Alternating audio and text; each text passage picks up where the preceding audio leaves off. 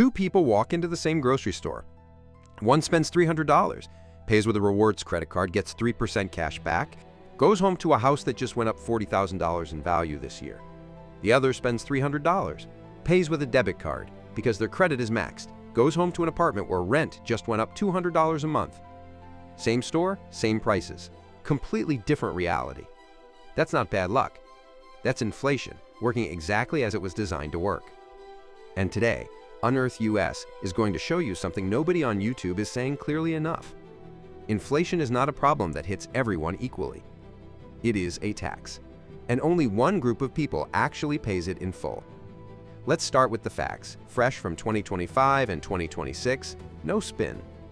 The top 1% of Americans now own 31.75% of all the wealth in this country. That is the highest share ever recorded, going all the way back to 1989 when the Federal Reserve first started tracking it. To put that in plain numbers, the wealthiest 1% hold roughly $55 trillion in assets. That is the same as the bottom 90% of Americans combined. And while prices were rising for everyone over the last few years, their wealth grew at more than double the rate of the bottom 90%. Meanwhile, Moody's chief economist Mark Zandi looked at the bottom 80% of Americans and said this, and this is a direct quote from a CBS News interview in 2026. Their standard of living has not budged since the pandemic hit. 6 years. Prices up, wages barely moving, standard of living flat. That is not inflation hitting everyone. That is inflation hitting one group while another group quietly pulls away. Here's the simple truth most people never get taught. When prices go up, cash loses value. But rich people don't keep their money in cash. They keep it in assets, houses, stocks, land, businesses, gold.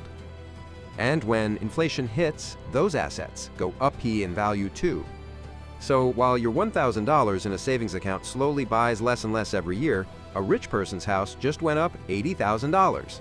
Their stock portfolio just grew, their assets protected them automatically. The Federal Reserve Bank of New York confirmed this in early 2026. Lower income and rural households faced higher inflation rates than higher income households because poor people spend more of their money on things that actually go up in price: groceries, rent, gas, utilities. Rich people spend a smaller percentage of their income on those things, and the rest of their money? It's in assets that inflation actually helps. There's another layer to this that's even more frustrating. When wealthy people borrow money, they use it to buy assets that grow. When lower income people borrow money, they use it to survive: credit cards, car loans, medical bills. And credit card interest rates in 2025 average nearly 20% per year. So not only does inflation eat your cash, it pushes you toward expensive debt, and that debt makes you poorer every single month. There's one number that tells the whole story. It's called the Gini coefficient. Don't worry about the name. It just measures how unequal a country's wealth is. 0 means everyone has the same. 100 means one person owns everything. In January 2026, U.S. Bank released a report showing America's Gini coefficient is now at a 60-year high. 60 years. That means wealth in America is more unequal right now than at almost any point in modern history.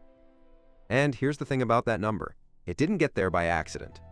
The same Federal Reserve that raised interest rates 11 times between 2022 and 2024 to fight inflation, those rate hikes made borrowing more expensive for everyone, but they also pushed more money into financial assets, which mostly the wealthy own. So the medicine for inflation also made the wealthy richer. That's not a conspiracy, that's just how the system works, and now you know it. If this is the kind of truth UnearthUS unearths, hit subscribe, because we're just getting started. Inflation isn't the villain in this story. The villain is a system where inflation protects people who own things and destroys people who don't. Where the same rising prices that hurt your grocery bill quietly grow someone else's net worth. You didn't design this system, neither did your parents. But understanding how it works is the first step to not being the one it feeds on. Next video, we're going inside the system that manages all of this money, the Federal Reserve, and we're going to ask the one question they really don't want answered. Who does it actually work for? Subscribe to UnearthUS. The financial truth the banks don't want trending.